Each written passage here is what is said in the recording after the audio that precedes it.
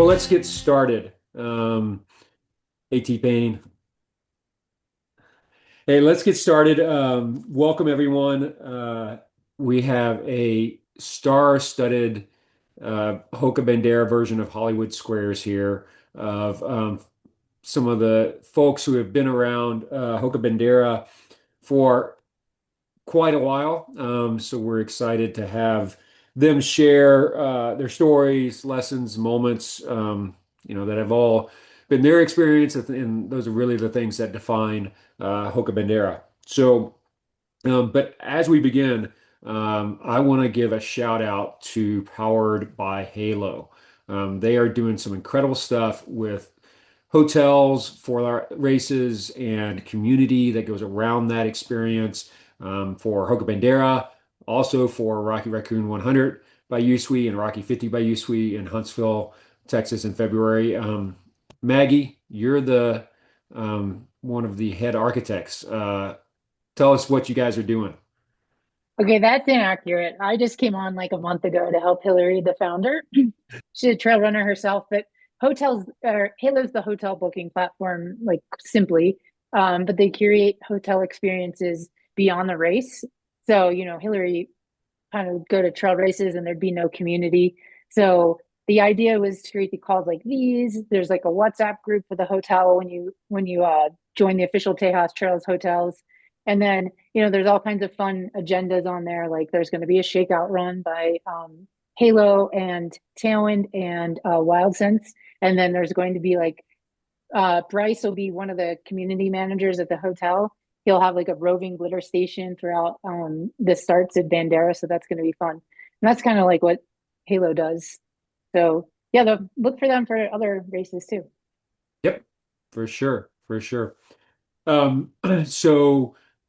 And if you want to go to any of our race for Tejas Trails, you go to the race page on our website, go down to the camping and lodging section, and information and the links to hop into those room blocks for Bandera, Rocky Raccoon 100, or Rocky 50. You can get those on our race web pages. So it's a great way to have an experience, share your experience with other people. So hope you do that. And I'll give a quick thanks to everyone who's given us some really good questions on Instagram. So thanks for commenting there. And if you want to put questions in the Zoom chat, we'll try to pick up as many of those as we can while we're going. So with that, this panel of runners and volunteers and race directors have thousands and thousands of Hoka Bandera miles among them.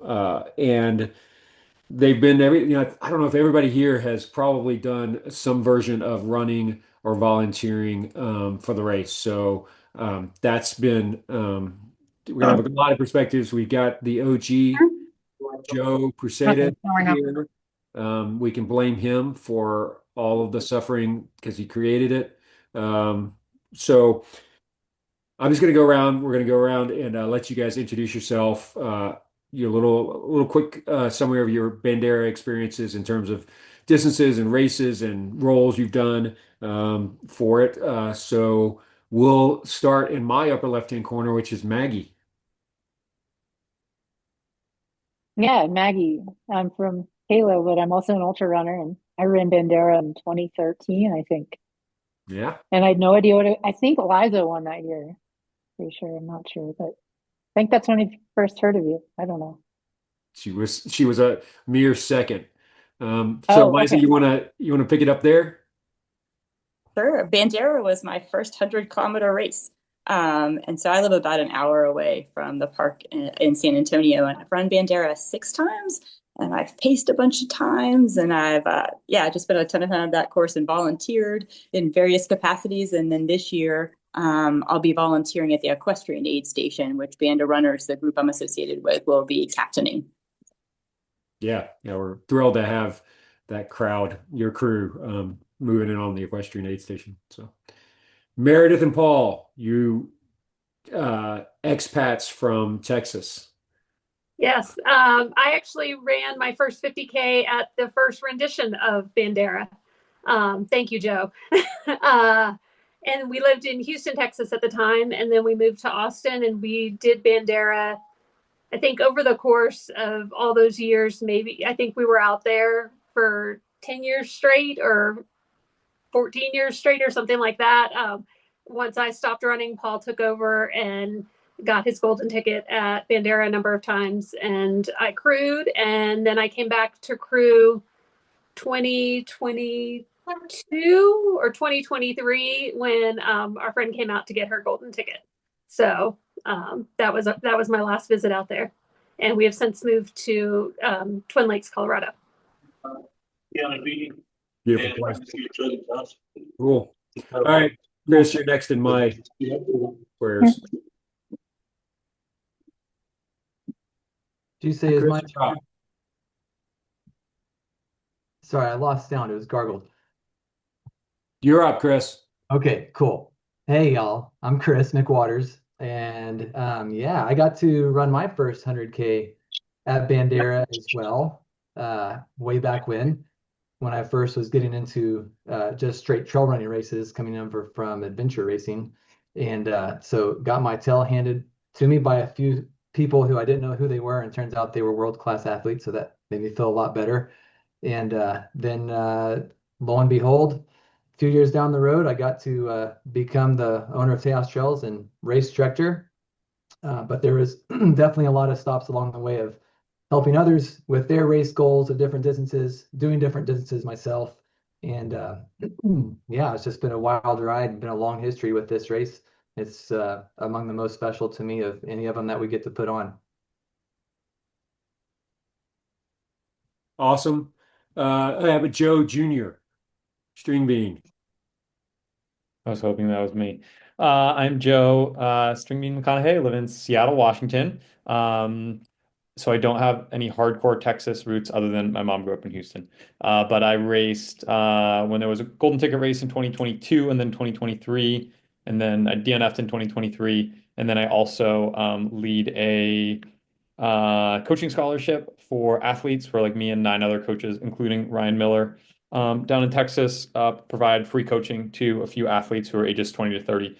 And Tejas Trails is a partner organization of ours, which we love having. So big fan of Tejas Trails and all the joy that, little cactus claws and things can bring you from running 100K outside of down in Texas. That's great. Thank you, Joe. And we save the best for last, Mr. Joe Mercedes. Oh, goodness. I don't think you have enough time to hear all of it. No, give us the abridged version. There you go. Okay, I'm Joe Mercedes. I created Tejas Trails, which was Bandera and Rocky, and half a dozen other races. And there's a lot of story behind all that. But when I first discovered this place, I was running hard rock year after year. And this was the closest place that we could find that was appropriate for what we were training for. So we went out there and started running, and then we started turning it into this thing, and it became a race. And I'm not sure when it started, Chris. I think it was 02 maybe or 03. It was pretty small at first. It was mostly Texans, but then it blew up. It just got bigger and bigger. And then when it got big enough, I handed it off to Chris, and he's been running with it since then. So. And you've run it a few times in the Since I sold it to Chris, then I started running it. I always wanted to run the race, but I couldn't when I was directing it. So as soon as I sold it, then I could run it. So I ran it a handful of times. And then as I got older, then I cut down the distance. So I started doing the 100Ks, and now I'm doing the 25Ks. That's awesome. So good. Thrilled to have you here, Joe. All right, I got a first question for you. First time, anybody can answer, jump in. First time you were on this course and you realized that Bandera is its own unique kind of challenge. Oh yeah, for sure. This is Paul. Bandera, it was my first 25K trail race in 2006. 2007, it was my first 50K trail race. And then in 2012, it was my first 100K trail race ever. And had they offered a 50 miler, it probably would have been my first 50-mile trail race. So we had to do some ultra sign up kind of research to figure out right how long we've been out there running. But for sure, right, 2006 to go out there and to run 25K coming from a triathlon background was mind blowing. Right, to be out there on the trails and all the hills and all the rocks and the cactus, like what Joe said, just incredible. And then the people and the experience there, right, with all the food and everything, people hanging out, and it was just like camping before the race and everything like that. And then the little town of Bandera, right, which is the cowboy capital of the world. So when you go there, right, cowboy capital of the world, pretty cool place to be.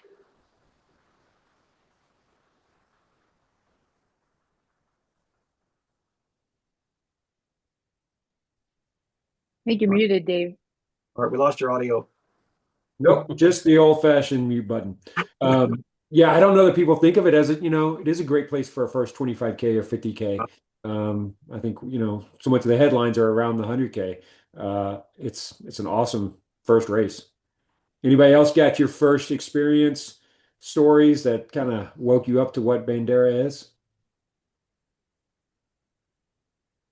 I remember when I first got on the line, I didn't really know what to expect. I'd done longer and harder things at that point, but not just straight trying to run 100K hard. And I'll never forget, there's so many people I could say who they were, but I won't even try to remember.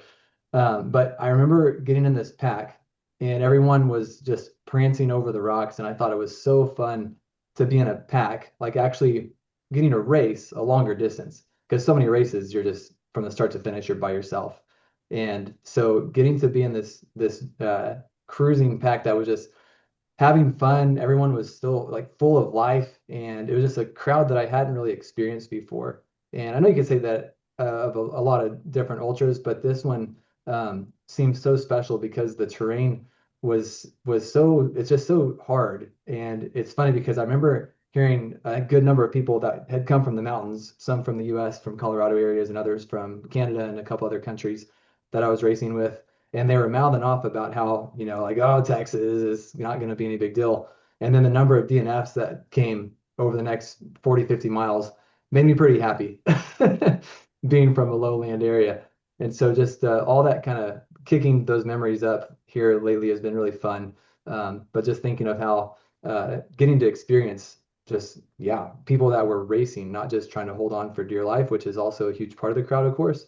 But then now getting to watch that happen and then getting to see people that are doing their first 25K and they're scared to death of that distance or the 50K distance or something more technical, but they get to watch these different people that make it look so easy. And that translated to a lot of really cool things to be learned. I learned a lot in 24 hours, but still on from then. So really good memories. Awesome. Who's next? First Bandera memory. You have your first childhood memories. What about your first Bandera memories? I would say I have two. The first one being doing like the course shakeout, and you can like go run up the first initial climb, and you just like immediately get a sense of like, oh, that's what this is going to be like, which is like, short but punchy and kind of quick hitting, which is, always really, really fun. Uh, and yeah, I got to see Caleb Olson, who was one of the competitors who was also going for a golden ticket, and it was just fun connect. And we both like, I think we never met, but we both kind of looked and saw each other, I was like, oh, I know who he is. Like, I wasn't sure if he knew who I was. And then, funnily enough, we both like talked to somebody else who then, anyway, it got relayed that we both knew who each other were, and then we both were like genuinely stoked for each other racing, which is funny how I feel like running friendships happen if it's just like two ships in the night. Even though you just have that shared experience, even if it isn't necessarily like a lot of time spent together, bonding. Um, and then another one, similarly, I saw like Jeff Colt again, who was another guy who I was racing against in the hotel, and he just was like the most kind, like friendly, gregarious, outgoing person. So I guess the two things that stick out in my head are kind of just like, yeah, people being having people be kind of like outgoing and friendly and just like everyone's nervous and that's okay. And that's like half the fun. And then you get to do the really hard thing and celebrate a little bit after. Yeah. Yeah, the community vibe is awesome, from the camping out. I mean, it's not way out, but it's, nice to be able to camp out the night before and you don't have to worry about race morning and all that kind of thing. That to the time on the trails, the uh long cutoff times, that we have, all that really lends to that. So, And maybe um, it's maybe it's not this way now, but the cell coverage out there, at least when we were going out there, was like spotty at best, right? mhm. So you really felt like you were getting off the grid, right? You could really just focus on your run, focus on the people there. And I'm sure it's changed now, and there's probably a lot better cell coverage, or maybe not. But Not wrong. yeah, going out to the hill country state natural area is just a special place to be, right in the hill country, away off cell service mostly, which is really fun, right? To get those experiences these times or these days is rare, and right, that was really special even back then. Yeah, yeah, it's still that way. We still have our ham radio operators who, serve as our eyes and ears communicating back out there, because the coverage is still spotty. So. It seems important to mention the Sotal in Bandera, which is a significant memory of mine. So it's a desert plant that's pokey. And the first loop on the 100K, it wakes you up. The second loop, it makes you potentially regret your decision about running the 100K. And I would just like to put out there that it would be a mistake to use baby wipes after you finish Bandera to clean your legs off after they've been exfoliated by Sotal. That is some super valuable insider tip on Hoka Bandera. Totally. Yeah. Also longer shorts. Longer shorts, longer shorts or longer socks. Um, a way to go for sure, for sure. So Liza, you volunteered a lot. Um, you've seen runners go through the, first Bandera experience. Coming into the, aid station, and are their eyes wider than they might expect? What are they learning? How have you seen it from that side? It's so fun volunteering out at Bandera. I highly recommend. And if anyone would like to come out and volunteer at Equestrian who's listening right now, have I got a deal? I think that it's always interesting watching people come through, especially that first loop, and they're running very quickly. And you're like, I wonder how that's going to go because Bandera, those rocks beat you down. I think that people often underestimate how cold it can get out there on that second loop. And so a lot of times we'll have people come in there surprised by that. My favorite Bandera story is actually a fellow who came in, I think 2 years ago, and had gotten mildly hypothermic because he wasn't able to run anymore and he was walking slowly and the temperatures had really dropped and he was like very wet from the day because it had been nice and warm and he was just shaking uncontrollably. And we put him in a big trash bag. We like sent him out in a big trash bag and he had a stick he had found that he was hiking with. And he finished the race in that trash bag. And it was just great. I mean, I think the most wonderful thing about Bandera is there's enough time that Chris and has set it up that the time cutoffs are such that if you want to finish this thing, you can finish this thing, and you can make mistakes and recover from mistakes, or you can get real cold and recover. But anyway, that's my favorite story. That's a great one. And yes, trash bags, there's at least a couple of them coming around, at aid stations. It's a great way to get warm. If you can move it all, you can warm up inside of a trash bag. Very Um, stylish as well. yeah, cool. So that kind of leads to thinking about, training and preparation. So you're ready for those, types of things like the temperatures. Um, when you think about training for this, if there's one piece of advice you've got, from your experiences with the race, what would it be? Set up some barbed wire and run through it. Run around some barbed wire. Perfect. Yeah, find the loosest yeah, rockiest terrain that you can and go up and down it as much as possible. And like Liza said, it can be cold, it can be hot. So come prepared with right gloves, arm warmers, beanie, all those things, and then also have a tank top, right? Because you might be really, really hot and need two, maybe three bottles between aid stations. So yeah, just be ready for any conditions. There was one year, I forget which year, maybe Joe or Chris know We had an where 8-3 year. yeah, when it froze, right? It Yeah. froze and there was 17 degrees at the ice, start. there was ice on all the cactus, right? And the people that were camping out and slept in their cars, they had icicles coming out of their exhaust pipes because they would start the car and the Uh, condensation would come down and everything. That was crazy. Even the aid stations, we had to heat the water so we can give water to the runners because it was all frozen. Yeah, I think you delayed the start by an hour so everybody could get there safely that year. No, Chris may have done that. I never delayed the start. Oh, I thought you delayed it by like 30 minutes No, that year. no, Oh. oh, he's calling you out, We Chris. haven't no, delayed it. I This ain't is never gonna delayed be, the start. yeah, this is going to be a story I was going to use to make a different point later, but this story it was one of the craziest moments of, I don't know how many races I've race directed. I mean, hundreds. And this was by far one of the worst moments of all of them.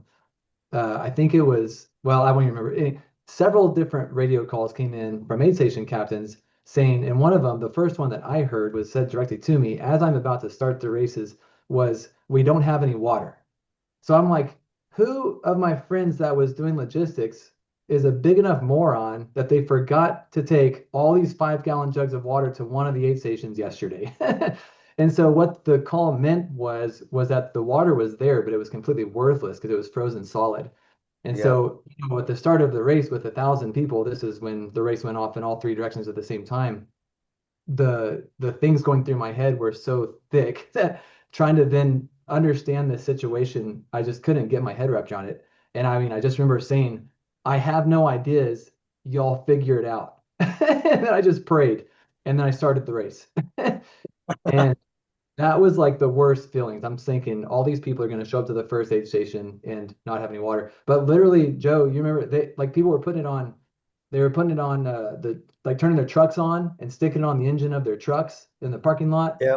Uh, People were sitting on it. I don't know. Don't want to know, but probably butt cheeks all We over the water jug. we had put a bunch of propane out there to use later for the stoves, but I think a couple aid station captains figured out that if they took their stoves and turned them on up high inside their tents and brought all the water inside the tents, then they could warm up their water. So they used all the propane the night before the race to keep the water from freezing. So we had no water. I mean, we had no propane later to cook, so we had to go out and buy more propane. So Yeah. yeah, that was crazy. So it can get cold Yeah. and real hot and both in the same race. Yeah, well, the one year the race went from 80 degrees to I think 35 degrees in 1 hour. It just plummeted right as the sun went down. Yeah, Paul ran the 50K that year. We left because he was pacing the Olympic trials qualifier women in Houston the next morning. So we were like, we hightailed it, got to Houston, and everybody else was trapped in the frozen Bandera after the race. I remember Yeah. that. I mean, I guess that's a good piece of advice for people running and like people listening that like you could be really hot, but if you know you're going to be out there when that sun sets, like take the layers you need. It's also really, really hard, even if it's not going to be that cold. You feel so much colder when you're like you've been hot all day and you're fatigued. So Mhm. you can get in a lot of trouble. And anybody, Hypothermic. yeah, the minute that sun goes down, even on a warm day, it's still cold on that ridge up top. Yep, it is. And you're slowing down, as we said earlier. You're not going to be moving as fast as you might have been in the beginning. So it's hard to stay warm. And Can I jump so, in real quick, if you don't yeah, mind? please go ahead. I just say a training thing. I feel like Bandera throws a lot of like slightly challenging things at you. Like it gets hot and the heat is real, but it's probably not like crazy hot. The like all the stuff, grasping at your feet and cutting you up. It happens. It's not the worst place that happens, but it's going to continue to bother you the entire time. There's like a good amount of elevation gain, but again, it's not like an absurd amount of elevation gain. So I feel like when you think of training, I feel like the thing that will probably throw the people for the biggest loop, or my guess what it would be, it was just like the consistent downhill running, where if you haven't done much like trail running or technical downhill running, it's not, absurdly technical, but it's just consistently rocky and single tracky and windy. And I think if that's something that's really new for you, that's if I were to think of all the things that could bother somebody the most, like I think a lot of the things other people mentioned, I think will get to you and will kind of wear you down a little bit. But I think the downhill is probably where most people think it's easy miles. This is going to come easy, where it might be a little farther from their expectations. That's great. That's great advice. I mean, and I think shoes as well. I mean, I pull out my, well, I'll try not to name a brand, but um, that are the grippiest ones I've got. Because and I'm going to get new ones because I'm going to need every ounce of that traction when I'm trying to keep the rubber side down coming down those hills. Yep. What other training things have you learned and thought of? And I think of you mentioned the technical part of it. What about, physically, cardio versus core strength versus um, uh, all the different ways you can try to prepare yourself. Yeah, I'll chime in. Think about even effort the whole way, particularly for the 100K, right? Knowing that it's two loops, that if you look at anybody who's had some decent success out there, that they minimize the positive split, right? But from loop one to loop two, I don't think anybody has negative split that race. But if you can minimize it to 10 minutes, 20 minutes, even under 30 minutes, and just as much as you want to go out hard that first loop, you're going to pay for it on the second loop. So think about minimizing that positive split and have that translate into your training, right? To just be as consistent as possible throughout, right? Whatever duration session you're doing. Absolutely, absolutely. It definitely is it's a fun one and it's an exciting one, but it's a big loop. Yeah. You gotta do it twice. So, um, let me ask you, Joe. You mentioned it came out of training for Hard Rock, um, but the Bandera spirit. Uh, where did you see that come from? I feel like it definitely has roots in the group you had that really helped establish it. I think we saw most of them out there last year. Didn't you have a crowd? Um, but where did that Bandera spirit come from? We I've talked to a few people about this. We didn't so much create a race as we created a community. We pulled in a bunch of like-minded people that liked a challenge, but they didn't want anybody to kiss their butt. They wanted them to throw something out there that was tough, but we would tell them exactly what we were going to do, and we took care of them. We did what we said we were going to do. We created an environment at the finish line so when people got finished, they would hang around. Folks would finish this race and hang around for another 4 or 5 hours, drinking beer and rooting on the other runners coming in. It turned into a finish line party to the point that some runners would DNF because they just didn't want to leave the party. Mhm. So, but it became a community. People came back. Our 3 or 4 days before the race, we'd end up with 35, 40 people out there for 4 or 5 days. We didn't have enough room to put them all up and take care of all these people that wanted to, not just to work, but just to hang out. So Bandera became a happening. Everybody wanted to be there. It was a gathering. It was a coming together of all these different communities. And after they left, they felt bad. They wanted to come back. We would try to go back out there within another month because we felt good being there. And part of it was the people, but part of it was that place. It just had a certain aura about it.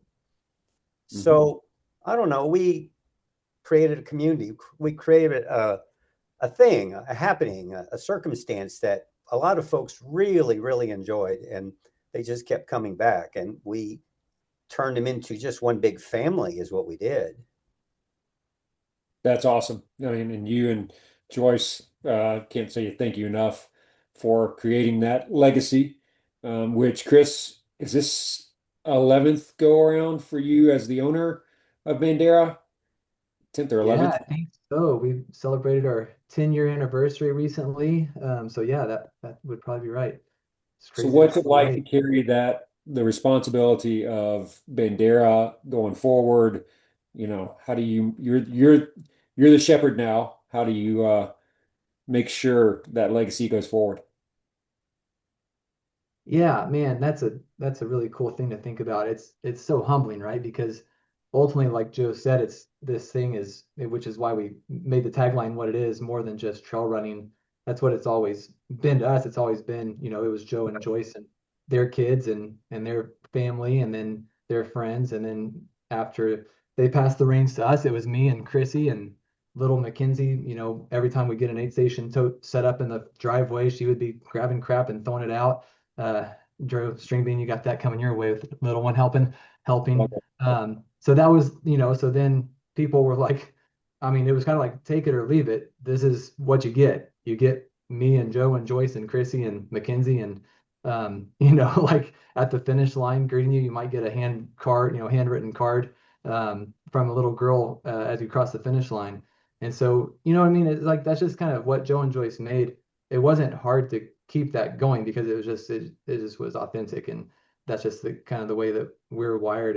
And so hopefully we haven't blown that because since we have come into this in ownership of Tejas Trails, it has been a heavier weight because it really was becoming a sport, like a true kind of it wasn't just like a little cousin, it was like an actual real sport, and there was athletes coming and there was companies wanting to sponsor. And so and there was some of that talk originally like, oh, if you have a title sponsor then you're not an OG race at the beginning, and so a lot of that's waned. And but now we've got great partnerships that we honor and that we think are incredible to get to partner with, like Powered by Halo. And then, next to that, or along with that, then you have this kind of like resemblance of, well, it's just still the same old Bandera.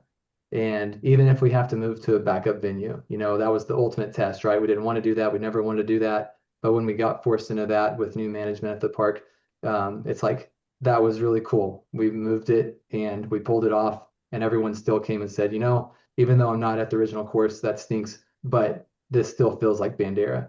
And you kind of walk around, you see people that, don't come and race all of our races anymore. But then they're there at Bandera, and you get that feeling of like, wow, like this means so much to so many people. And sometimes several years go by and then someone will pop up that moved out of state or out of country, and there's like, I had to come back one more time. So that never gets old. So I can't say that we've done well with that because I have a little, I can't speak from the inside looking out, but I hope that we have, because it's been very important to us that we've really tried hard to do that. So hopefully that's the case. Cool. Cool. Let's talk a little bit about the some of the nitty-gritty. Thinking about the race weekend logistics details, one of the things I always say to people is come camp, come out the night before, come out on Thursday night and do the shakeout run. But there's one way into the park. There's one way back to the lodge, to the race hub. And while we do everything that's possible to make it go fast, there's still just one road. So you don't have to sweat that in the morning. So I always encourage people to do that. From your experiences, what's that detail that you're like, do this and your life, you'll have a smoother, more relaxed weekend. Yeah, have your Halo reservations made. If they're not made already, right, get on it to have a place to go. Not just before, but obviously after the race, because you're going to get beat up and you don't necessarily want to get back in a car and right drive an hour or 2 hours back to San Antonio or Austin or somewhere else, right? But have that place, right? Because you're going to need it. You're going to need it to right recuperate and rest and ice your legs if you need to for it. So yeah, having your lodging reservations, I think is like just peace of mind. And even to this day, as soon as we put a race on the calendar, right, we're like, because things book up so fast. So that's always a nice peace of mind thing to do. Yeah. Yeah. Your capacity to weather after the race and stuff is minimized. So you have those things taken care of, for sure. What about drop bags? Nobody's mentioned them. Joe, you probably just move so fast, drop bag would slow you down. But is that your strategy, or do you want to go light and just Yeah, I always just have a crew, which works quite well at the race. So I would have people kind of like help me out, help them with bottles, and just making sure I get what I need. If I correct me if I'm wrong, but I think everything is crewable, is any? No. Is every aid station? you can walk to them all? Yeah. Yeah, you can crew at all of them. One of them's a little bit further of a walk up the hill. Yeah, if my memory serves me right, I feel like my crew missed like one or two just from like a logistics standpoint because you don't need everyone, where generally it's like 4 to 5 miles between aid and, usually you're fine making a 1 or 2, maybe up to 3 hours, with just like one aid station stop, and no crew, even if you're going pretty light. But yeah, I always just prefer to kind of carry it is easier if you have people supporting you. And I do think it is like it's like a confusing park for someone who hasn't been there before. Like if you look at the map, it's not this like point to point where they're like, okay, I get to this highway and go here and this highway and go here. So I would help talk with your crew a little bit, or if or even if you just have spectators, because there are a few chances to kind of see you on trail, but they might not feel comfortable doing that. And also there is certainly other folks know the logistics better than I do, but certainly there are some like log jams of cars that kind of happen, in a few bottlenecks that happen in a few places. If you want the flip side of that, I'm the guy that does that race now and does it slower than anybody else. So I do it by myself and I have drop bags at every single aid station. And because I don't know what the hell's going to happen with me or the weather, I put a lot of stuff at every drop bag and hope I don't have to touch any of it. But whatever I need, it's there. And I have this golden rule. It's said I'd rather be looking at it than looking for it. That's great. It's great. Yeah, those are both kind of the ends of the spectrum. So, Liza, as a volunteer, what is it that you're going to have runners coming in asking you, and you're going to politely roll your eyes because yes, it's another opportunity for them to, the thing they forgot, the detail they missed. What is that? I think, like Joe was saying, it's easy to overestimate how fast you'll do this course, based on the description and kind of the elevation, the size of the hills, and if you haven't run out there. And so to be prepared, to go slower, especially towards the end of the race than you thought you would. And so to have those possibilities in your bags that, yeah, it got colder than I thought it would. And it's weird here because of the humidity. Like you're like, oh, objectively, that's not that cold. I'll be fine. And people get real cold. Or on the flip side, like it's not that hot compared to how hot it can be out here, but it'll feel real hot, in January. And so to just have kind of the possibilities, in your bags. So obviously not to go overboard with like ginormous drop bags, but to have good possibilities in there, for being out there a little bit longer than you expected. I think that the aid stations at Bandera are staffed by folks who have been out there a lot and know what they're doing, and so that if you feel at loose ends, like these folks can take really good care of you. That said, you should know how far it is to the next aid station. That's your job as a runner. So yeah, and that if someone gives you some nice little volunteer gives you wrong information, that's on you, not on that nice volunteer who's making peanut butter and jelly sandwiches. Right. Cutoff times as well for those who are going to be thinking about those. Knowing those in advance is the thing to do. So write them on your if you're of that crowd, and I've been there, and there most of the time, write them on your forearm. Having a laminated thing can just help you relax, help you go, okay, this is where I am. This is what I need to do to make the cutoffs. That kind of thing is not. I mean, math gets hard late at night in a ultra. So kind of if you think that's a possibility, getting that out ahead of you. Um, what else? I mean, did anybody else have any nuggets of those details, those wisdom pieces that you've gotten and seen over the years for Bandera? For anybody that complains about the cutoffs, they are in existence because Joe Crusadis made them at one point because the aid station volunteers were waiting on one runner. I think it was like 2005 or 2006, and the runner was taking a nap on the road, and all the volunteers were waiting for him. And so after that, Joe made second loop cutoffs.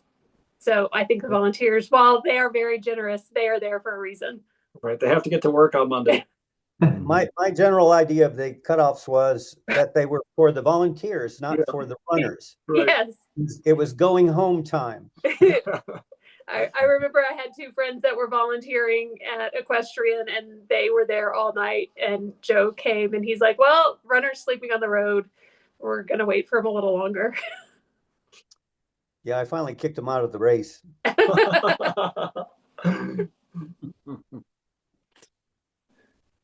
Other nuggets, good stories. I was just trying to think of like literal live, real examples, conversations I've had, and I just keep picturing the same one over and over on replay. And it's ultimately when someone comes in and this is for the 100Kers. There's most everything's the same advice for 25K, 50K, or 100K because a lot of people come to this race and that's the longest distance. They're going for the longest distance they've ever gone for. So that's to be respected. But specifically for the 2-lap racers, I think the thing that I hear the most is someone comes in from the first lap and they're ready to quit. And so the art of being able to realize that pain is temporary. You're not doing long-term damage to yourself at that point, most likely. If you are, our medics will assess you and let you know. But if you're not doing long-term damage or irrevocable damage, then we're going to encourage you to chill out because our cutoffs are ridiculously long and you have plenty of time to go fall apart and get back up and get your body what it needs and go again. So just know that you can do more than you think you can, and we're going to really beat that into your head before we take your timing chip from you if you tell us you want to pull out. And our aid station captains are really, really good at not letting you quit. So just keep that in mind too. Yep. All good stuff. All right. Does anybody have just a great story that you're just sitting on that you just want to tell? And while you think about that, Chris, tell us about the gate that you're going to blame on Joe that you didn't open. What was that story? And everybody else, if you got one, get it ready. Okay, I'll tee it up and then I'll let Joe finish the story from his side of it. So this is the first year that I was race director for Bandera, and Joe and Joyce did an awesome job, I will say, of thinking through all the bajillions of details per race times 8 or 9 races, and disseminating that information to us. And so races are starting, and again, this is when, for those that have only raced, well, only have been around for the past 2 years, you may not know, but the race used to start off with the 25K going one direction, the 50K going another direction, and the 100K going a third direction. And everyone entered onto the 50K loop in a different spot, and it worked out. So it was a brilliant thing that Joe and the game thought of. And so I'm going to start the race, and because go through all the checklists and everything seems great. Everyone on course is giving radio checks. The radio comms guy says every aid station is good to go, and so we're starting on time. And so after I start them, a few seconds later, Joe is running at me. He's right in my face, and he's all worked up and all sweaty, and he says, "Chris, I just saved your race." And then Joe, you want to take it from there? Okay, the clock was at like 10-second countdown to the start. And I'm watching Chris start the race and I'm paying attention. Everybody's lined up. There's 150 people on the side watching this shoot. And I looked up to where the runners have to go about 100 yards through a gate and head up into the hills. And I looked over there and the gate was closed. It wasn't closed, it was latched. So I realized what was going on. I knew Chris couldn't see it. So I just took off running for the gate. And a lot of people thought I was cheating. They thought I was in a race and was starting early. So they start yelling at me and I'm running and I'm sprinting over the gate. And I get there in time to open the gate, and it's latched up, and I'm trying to get it undone. I finally get it undone just as the first runners get to it. Otherwise, they would have had to climb the damn thing. So anyway, I was laughing so hard that I was trying to explain to Chris. He didn't know what I was talking about when I got to him. It was the one detail that I didn't get told about. One detail. That's all it takes. Cool. Anybody else got a story that's just burning? Well, if you're in the mood for breakfast or brunch, as I typically always am, particularly after a race, it's not too early to start thinking about where you're going to have breakfast or brunch Sunday morning. And Old Spanish Trail, if that restaurant is still there in downtown Bandera, It's still right, they there. have really great breakfast and brunch there. So put that on your itinerary as you wake up and hobble over there to have breakfast. Cowboy pizza in that town is some of the best pizza I've ever had too. It's good. Yeah, we had pizza bowls actually after they put, I don't know if they still do this, but a couple years ago when we went, they make bowls with like all the contents of a pizza minus the actual pizza. It was delicious. Cool. Cool. And cattle guards, aren't there still cattle guards that you run over? No, I think, So yeah, I think we're good on that one these years. Yeah. that was one of the earliest races, Paul, when we went down the road a little bit. We don't do that. Yeah. anymore. Yeah. You gotta be Drive careful. over them on the way in. Luckily, I have size 13 feet, so I can span most of the. No, you're right, Paul. The early years we had a spot like that. Yeah. All right. Yeah. Yeah, and mud too. If there's a forecast of rain the night before, boy, that first loop can be thick, sticky mud that just sticks to your shoes.